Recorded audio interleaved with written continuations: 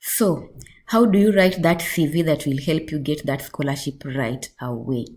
I'm going to give you details of the content that is very, very important, some of the templates that you can use. This is just an idea, but before we do that, I'd like to highlight two things that are very important.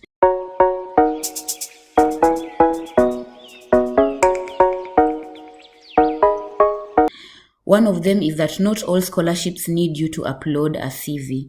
Some of them actually provide a template where you just fill in the details. They tell you right here your name, right here your first school, your experience, So if you are applying for such kind of a scholarship, please do not waste your time uploading and making a CV because they will not consider your personal CV. They are only interested in what is filled into the template they provided.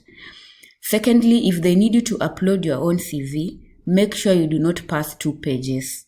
This is because a CV is a summary of your work experience, your education, and your other details.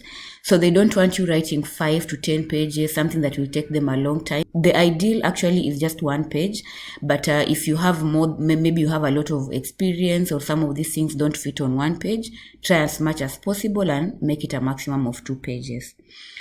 So this is a particular format that I'm going to show you. It has worked for me before, but there are very many different formats. I'm going to highlight the content. It's most important, but if you want to get a particular style, maybe you can use this or any other style. There are so many of them available online. Just go search and then you'll find what works best for you.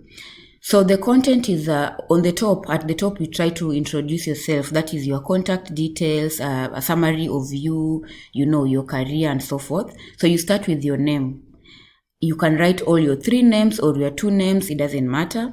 And then your years and your marital status, if you're married or you're single. This marital status is not really necessary, but it's a good way, because if, for example, the CV does not want people who are married, then if you write here married, it definitely disqualifies you. But if you're single, then they are like, okay, we can consider this person because they can easily travel and so forth. Then, of course, you write here your email address and your address like your postal address, the address of your home, or contact details. In short, this part is your contact details and a little bit about you personally. Then on the right, you write your career, like what is standing out about you. Are you an accountant? Are you a cartographer? Are you a whatever? You highlight it so that it's in capital, in bold, it's easy to see. Then you write the number of years you've been working and months or the professional experience that you have. Even if you're a student, let's say you've just finished campus, still write here the number of months that you have done attachments, you've done internships and any kind of experience that you have done. Even if it's not in your profession, you can write down, because they usually want someone who's been at least exposed to the working environment. So don't shy off and say, I'm just graduating now, I don't have work experience. Write that which you have. If you did some part-time job somewhere, write here the number of years and the experience that you have. Then, of course, the organization. Then the softwares. If your career uses softwares or something that you do that highlights you in your career, for example. So you can write all of those. And software can be as simple as Microsoft Office. Of course, you know how to use Microsoft Office. This is Word.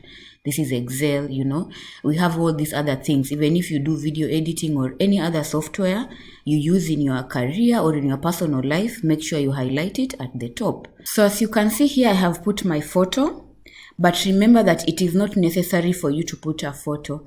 Actually, in some countries, it is advisable that you do not put anything that shows your face or shows you in the CV, because it can be a way of making them to disqualify you or to discriminate against you.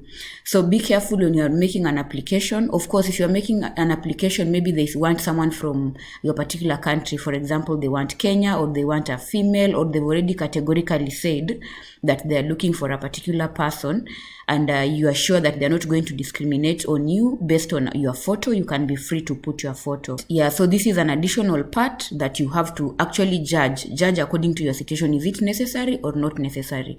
But it can highlight more about you. It can make your CV even more beautiful. And as you can see from the arrangement, it doesn't take any extra space. So that's why I like this particular format.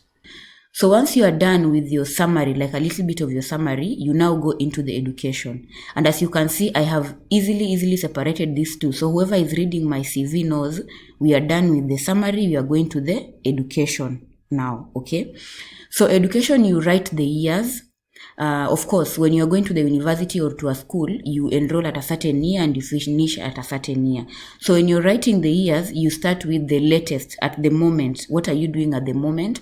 Maybe assume from 2020 to now 2021, I am studying such and such a thing in these universities. So you highlight the title of the thing you're doing. If it's Bachelor of Science in something, then the university name, okay, and maybe the city. And then you go to the year before that. So you write backwards. Make sure you write backwards. You start from where you are at the moment and then going backwards. So like this is just an example, 2017 to 2019, 2010, then to 16 or 15.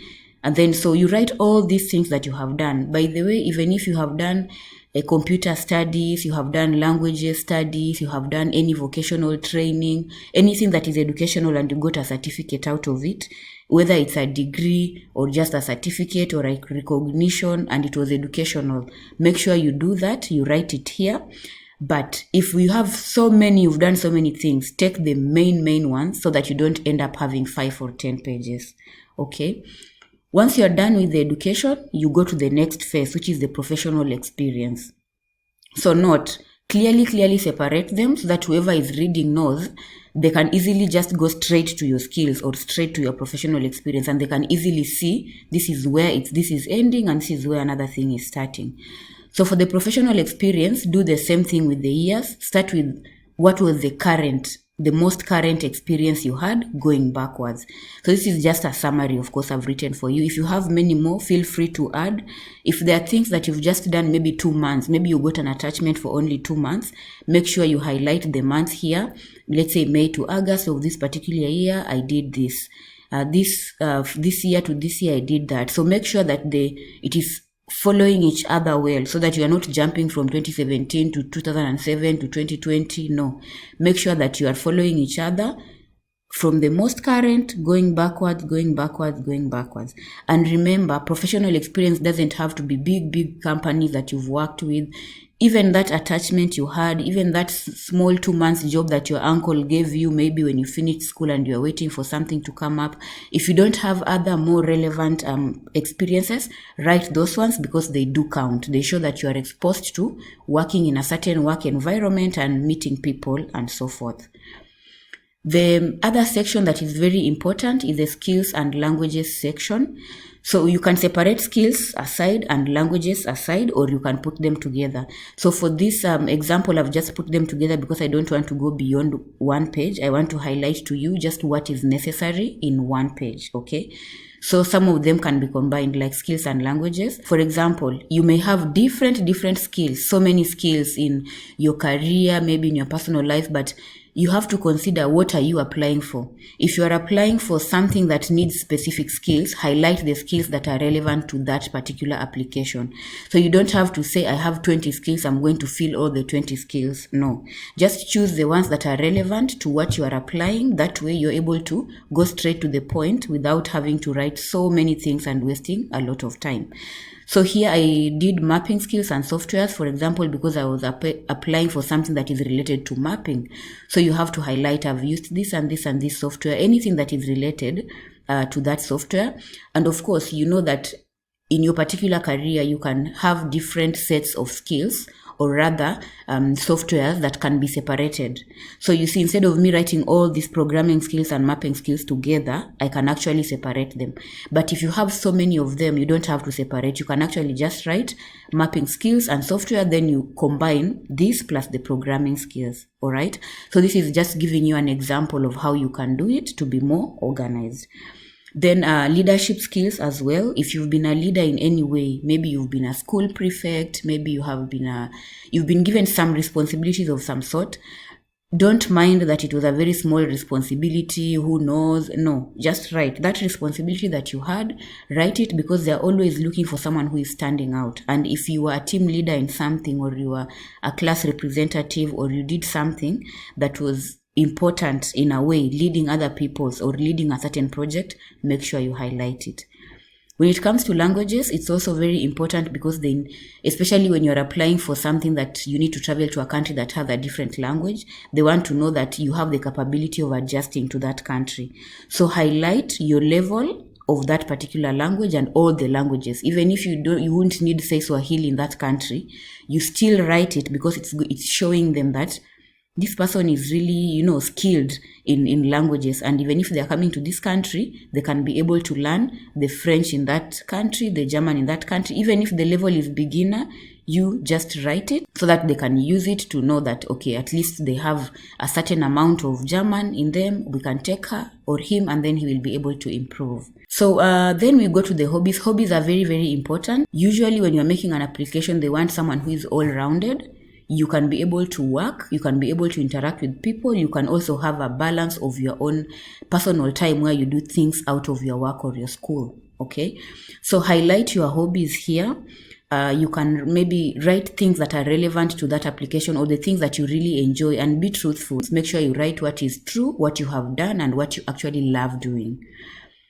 Last but not least, you go to the referees. This is a very, very important bit of a CV because they may want to contact someone to actually confirm the things that you're writing. And this is the reason why I told you you have to be truthful in the CV, because if they contact these people and the person says this is not the kind of person you're talking about, then that is a direct disqualification from that application. So with regards to the referees, try to spread them out as much as possible. Pick one from your university, maybe one from your workplace, then one from your maybe high school, or, just try to separate them as much as possible so that if they approach someone who was in your high school, they can tell them a bit about you when you were in high school. If they approach someone at the university, they'll give them that bit of your life. And try to make sure that these people actually know you. Don't just write someone who doesn't know you and they will not say proper things or good things about you. And also, before you write down a referee, write them an email and tell them, hello, I want to put you as a referee in my CV. Could I go ahead to do it? Then when they give you a go ahead, at least they are aware that they may be contacted to be asked certain questions about you. So remember, make sure you write people who know you, ask them first before you write them, and spread it out so that it covers a good bit of your life. Yeah. So I hope this video was helpful. Please feel free to ask me questions. Like I said, this is a summary. Feel free to expand it, make it up to 2 pages. Don't go much beyond. And I wish you the very best in your applications. Thank you.